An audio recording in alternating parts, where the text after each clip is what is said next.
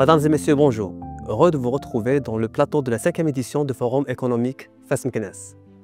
Nous avons l'honneur de recevoir aujourd'hui M. Abdou Jouari. Vous êtes économiste et expert dans les affaires de la ZLECAf. Soyez la bienvenue, M. Abdou. Merci, vous êtes très gentil pour votre invitation. Tout d'abord, pouvez-vous partager avec nous vos premières impressions sur cette édition du Forum? Bon, je crois que le Forum est en train d'additionner les succès. Nous sommes à la 5e édition. Et c'est une édition qui a l'avantage de s'inscrire dans de nouvelles thématiques, dans des nouvelles thématiques qui vont dans le sens du développement, que ce soit au niveau national ou au niveau régional. Donc, avec des touches un peu particulières propres à la CCIS de Fès, je crois globalement, c'est un succès positif. Il l'est également à travers les nombreuses personnalités qui ont, surtout étrangères, qui ont été présentes dans pratiquement toutes les activités du Forum. Et surtout, moi je retiens l'entretien avec le ministre du Commerce et de l'Industrie. Il a eu le réflexe d'être pratique et de signaler un certain nombre de projets qui vont un petit peu contribuer au développement de la région Fas Meknès. Et ça, c'est un point positif qui est mis à l'actif des responsables qui ont organisé le forum. Vous avez participé tout à l'heure à l'atelier dédié à l'internationalisation des entreprises et accès au marché. Comment vous évaluez le contexte de l'internationalisation de l'entreprise, que ce soit au Maroc ou à l'échelle de la région Fas Meknès? Alors, je constate que c'est l'un des meilleurs, l'un des ateliers les plus pertinents. Pourquoi? Parce qu'il a été question de l'internationalisation de l'entreprise, c'est-à-dire de rendre l'entreprise à l'international, autrement dit, en jargon professionnel, comment la rendre exportatrice. Il y a eu pratiquement une dizaine de panélistes qui ont soulevé la question de la promotion des exportations par divers moyens. Et ces moyens sont à la fois réglementaires, institutionnels et financiers. Mais je crois, à mon avis, il faut mettre l'accent sur un point qui est essentiel. Jouer la carte de la promotion de l'entreprise à l'export à travers et au travers des mesures d'accompagnement, c'est une bonne chose. Mais il faudrait faire un bilan. Il faut s'arrêter un petit peu et mettre le point sur les accords de libre-échange. Le Maroc, il a signé quelque chose comme 56 accords de libre-échange. Ils sont en déficit structurel. Donc, imaginez-vous 56 accords en déficit structurel. Il fallait faire un benchmark et faire ressortir quels sont les produits que nous sommes susceptibles de fabriquer et de s'en passer à l'importation. Autrement dit, comment aussi réagir par rapport à des productions que nous pouvons exporter. C'est-à-dire, c'est un bilan d'ensemble, mais qui est en relation avec un benchmark des accords de libre-échange. C'est-à-dire, je vais vous donner un exemple. Ça fait 3 ou 4 années, le Maroc a fait actionner ce qu'on appelle les mesures unilatérales à travers l'article 17, 20 et 21 de l'accord de libre-échange avec la Turquie. Et il y a une équipe qui a planché sur ces accords. Ils ont fait ressortir quelque chose comme 1700 positions tarifaires, 1700 positions tarifaires de produits sur lesquels nous avons travaillé pendant longtemps, sur lesquels on a dépensé des sommes énormes en devises et sur lesquels il fallait peut-être trouver une alternative en les fabriquant localement. Je crois que c'est la question de l'accord de libre-échange. Il ne faut pas que ça soit une question politique, il faut que ça soit irrémédiablement une question économique. 56 accords de libre-échange, déficit structurel. Quand on parle de déficit structurel, il est à la fois commercial et financier. Parce que tout ce que nous importons, on le paye en devises, on ne le paye pas en autre chose. Donc, et les produits qui sont inutiles, ou les produits en surcharge, c'est des produits qui doivent disparaître. Et d'ailleurs, je crois que le ministère prévoit un second round avec la Turquie pour revoir un petit peu les listes et revoir un petit peu quelles sont les possibilités de les transformer en produits fabriqués localement et destinés à l'exportation. Ça, d'un point. Et puis, il y a des pays qui ne respectent pas les accords de libre-échange. Si nous prenons le cas de l'Égypte avec le fameux blocage des importations des véhicules, je crois qu'il faut être très prudent Pourquoi? Parce que ces accords, les accords de libre-échange, coûtent beaucoup d'argent au pays et qui sont un petit peu, qui peuvent être à la fois notre point fort et notre point faible. D'accord. Donc, selon votre expérience et votre recul, quelles sont les priorités qui doivent être optées par le Maroc pour encourager davantage les entreprises exportatrices de manière pertinente, avec un fort impact sur la balance commerciale marocaine?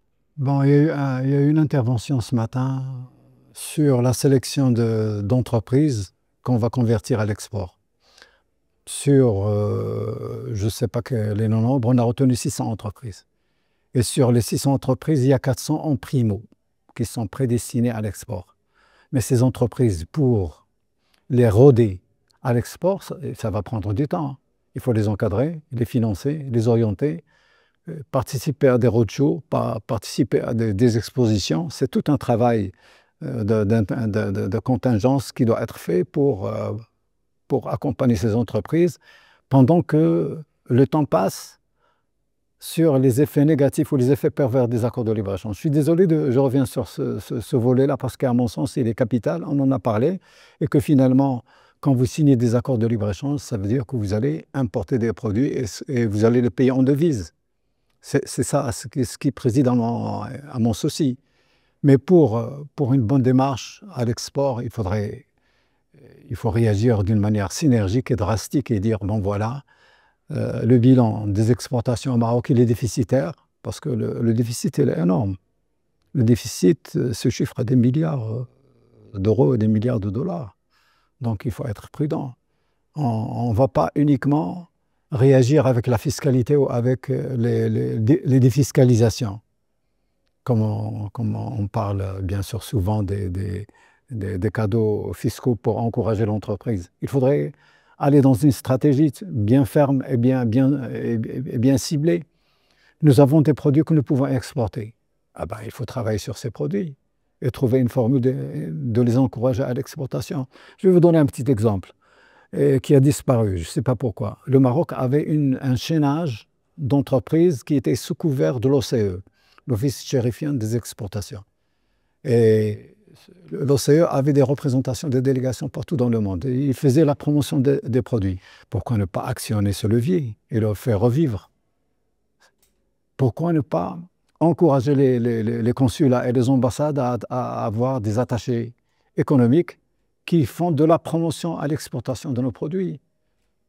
Créer des structures nouvelles en accumulant les structures. La concentration, c'est un petit peu la loi de Gresham, quand il y a concentration, il y a manque d'efficacité. Donc on peut travailler à travers des chaînages, des réseaux et amplifier l'exportation au lieu de créer de nouveaux mécanismes, de nouveaux leviers qui nécessitent de l'argent, qui nécessitent de l'accompagnement, qui nécessitent de l'encadrement. Utilisant d'une manière rationnelle et d'une manière réfléchie et d'une manière intelligible ce que nous avons déjà. Autrement, on risque de passer le temps à doubler les structures, à doubler les encouragements, et en laissant ce qui a été déjà créé, ce qui a été déjà fait, dans un état léthargique. Comme vous le savez, cette édition de forum est une occasion d'accueillir bien sûr Absolument. l'Assemblée générale et l'Assemblée extraordinaire de la CPC-CAF. Donc c'est une occasion de rassembler, de rencontrer une multitude d'intervenants, que ce soit africains, francophones, européens. Comment le Maroc ou la région de Fès-Meknès peut profiter de cette opportunité pour aller de l'avant et renforcer davantage? Mais justement, tu as mis le doigt sur un élément de taille. Ce qu'il y a la rencontre de plusieurs opérateurs de différentes nationalités. Donc c'est déjà un parterre sur lequel on peut se baser. Et je reviens sur la question qu'on avait traitée auparavant de la ZLECAf, la zone africaine de libre-échange. Avec la présence de ces représentants institutionnels, notamment les chambres de commerce et de l'industrie, qui sont des leviers importants. Chaque chambre, elle englobe un ou deux jusqu'à 3 collèges. Par exemple, nos chambres sont constituées de 3 collèges, le commerce, l'industrie et les services. Donc, ils ont des ramifications tentaculaires et qui peuvent absolument faire la promotion des produits ou trouver d'autres marchés. La ZLECAf, c'est 53 pays. Nous sommes depuis 2 ans dedans, c'est-à-dire le démarrage de la ZLECAf, avec la stratégie Sud-Sud. Donc, avec la stratégie Sud-Sud, avec la signature des accords de la ZLECAf, avec des profils comme on a reçu pendant ce forum, c'est-à-dire des représentants de chambres professionnelles, c'est-à-dire si on réunit, on ramasse l'ensemble de ces leviers, on ramasse l'ensemble de ces potentialités, on peut faire quelque chose. Hein. C'est le devenir. Hein. L'Afrique, c'est le devenir. Et ils sont pleins de bonne volonté et ils sont prêts à coopérer. Donc, il ne reste que l'application et le terrain. Bien sûr. Donc, comme vous savez, la thématique choisie pour cette édition est d'innover, coopérer, investir. Selon vous, quel est le mot le plus important de ce triptyque? Alors, ça, c'est un triptyque. Et j'ajouterais, c'est une trilogie. Hein. C'est plus philosophique. Je crois que moi, je suis pour l'innovation, parce que ça s'inscrit dans la digitalisation, tout ce qui se passe maintenant en rapidité, en extrême vitesse dans le monde. L'innovation avec la digitalisation, avec l'intelligence artificielle, on va aller très loin, et aller loin avec des systèmes réfléchis et intelligents et intelligibles. Si vous avez un seul message à transmettre aux entrepreneurs et chefs d'entreprise de la région, lequel serait-il? Je le dirais avec simplicité, ils doivent être des opérateurs, véritablement des opérateurs. Ils doivent être des opérateurs selon Schumpeter. Vous connaissez Schumpeter, l'économiste? Donc, un opérateur doit être dans la bataille, il doit être dans la dynamique, il doit être dans la démarche. Et il doit faire vivre une entreprise selon les nouvelles donnes et les nouvelles techniques et les nouvelles modifications universelles. Monsieur Jouarik, le temps passe vite. C'était un grand plaisir. On vous remercie d'avoir accepté notre invitation. Vous êtes très gentil. Et d'avoir partagé avec nous votre vision très claire sur le développement économique en Afrique et à l'international. Merci beaucoup, Monsieur Jouarik. Avec grand plaisir.